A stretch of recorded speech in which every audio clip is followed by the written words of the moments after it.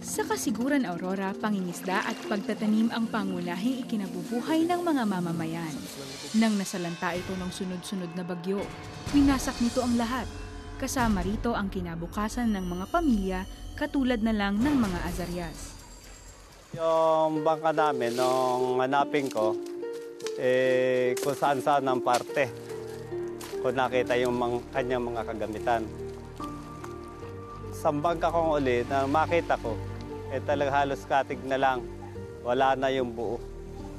Warat-warat na. Kung saan-saan na rin parte ng aplaya ko, sabi ng dagat, nakita. 30 taon nang mangingisda si Fernando. Bukod sa nasirang kaisa-isang bangka at mga pananim, nasiraan din ng lakas ng loob si Fernando na lumaban sa buhay. Nawawala ako sa sarili ko.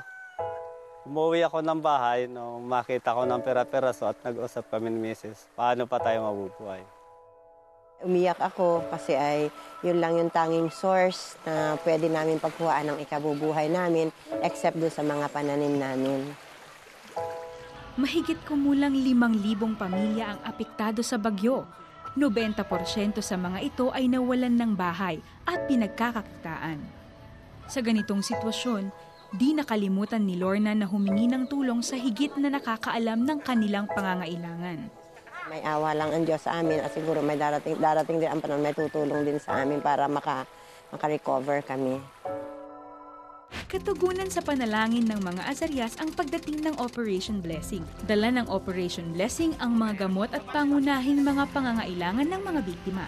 At para kay Fernando, isang bagong bangka ang hinandog ng Operation Blessing.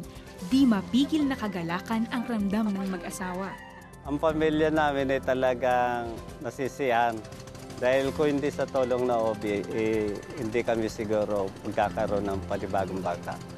Ang pagpapalang iyon na kaloob ng Operation Blessing ay nagbunga na.